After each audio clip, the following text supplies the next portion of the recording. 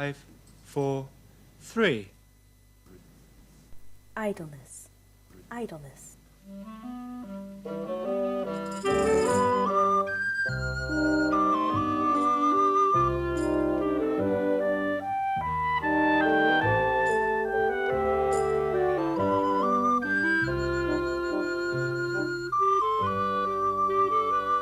Idleness.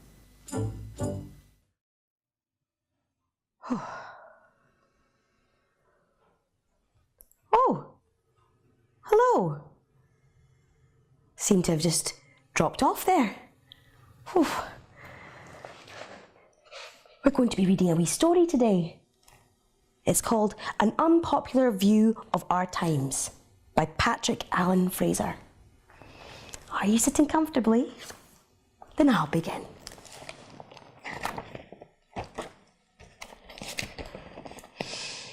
The moral and intellectual evaluation of society must necessarily be dependent on the extent of obedience to the laws of God rendered by each individual member by and for himself.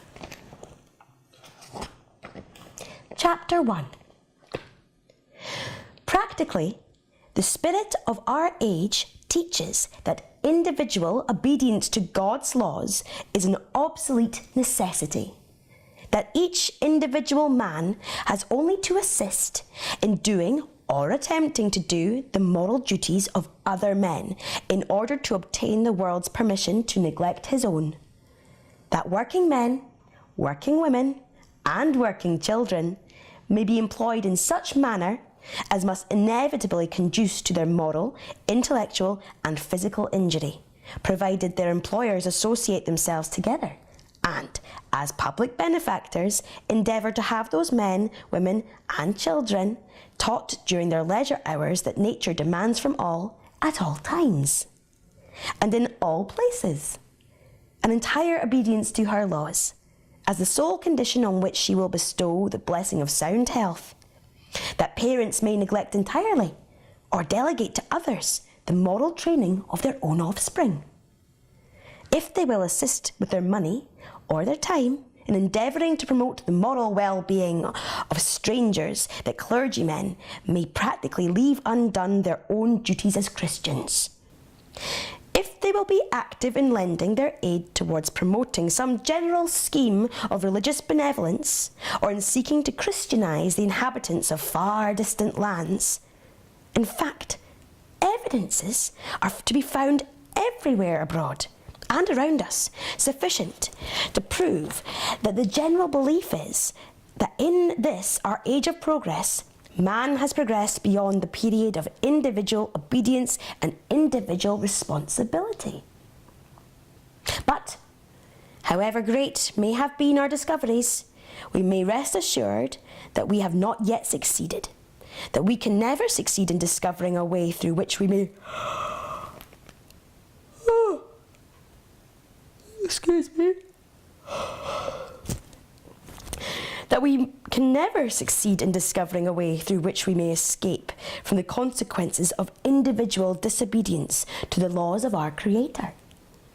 That He, having decreed that every human creature shall, for and by himself, fulfill the conditions on which he holds his being, no effort of associated benefactors, no assumed necessity for increasing our position among nations, for developing the material resources of our country, for propagating the knowledge of our religious faith.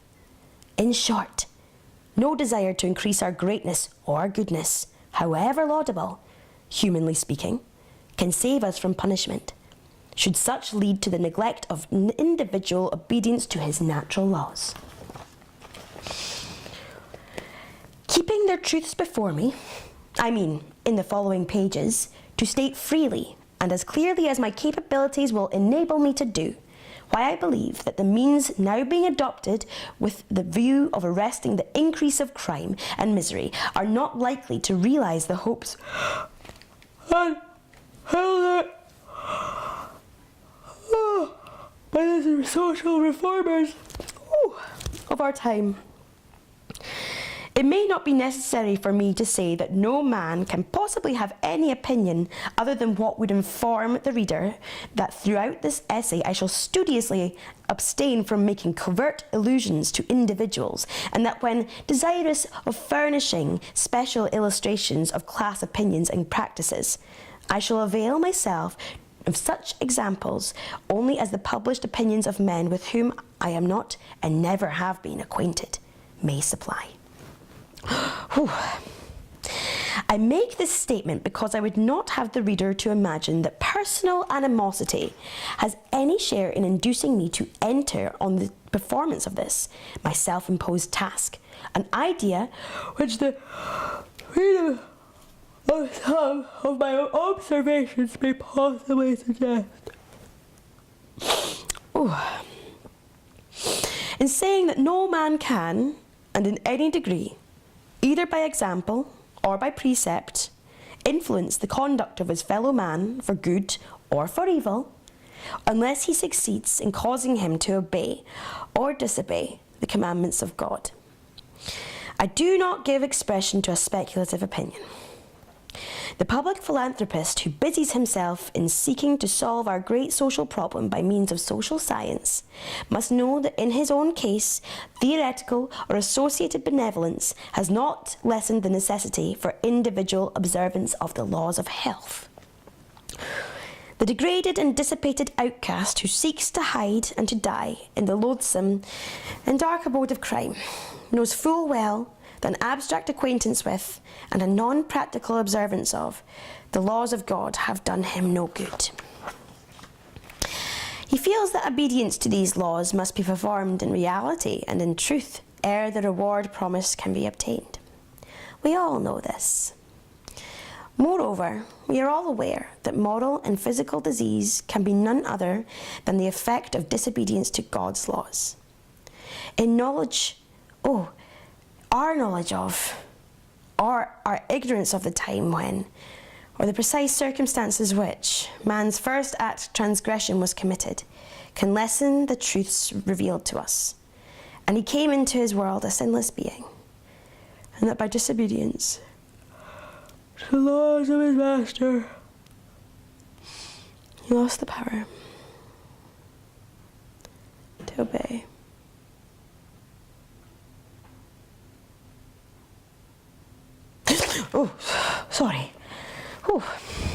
And consequently, lost the reward ordained to follow the performance of obedience. Yet, while we all know this, and have not been left in doubt regarding the provision which has been made for us, and by which we may regain our lost position, we fail to benefit by our knowledge because we do not practically prove our faith in the efficacy of the means provided. The effects of disobedience prevent our perceiving clearly wherein our duties consist, and from realising the facts that obedience to the laws of God is required of us alike in the workshop, the counting house, the factory, and the house of prayer. That we become better or worse members of society, as the observance or non-observance of the laws of moral and physical health is involved in and connected with our daily employment, and also lead us to believe that our individual worldly interests of society have claims on our attention separate from and superior to the laws of nature.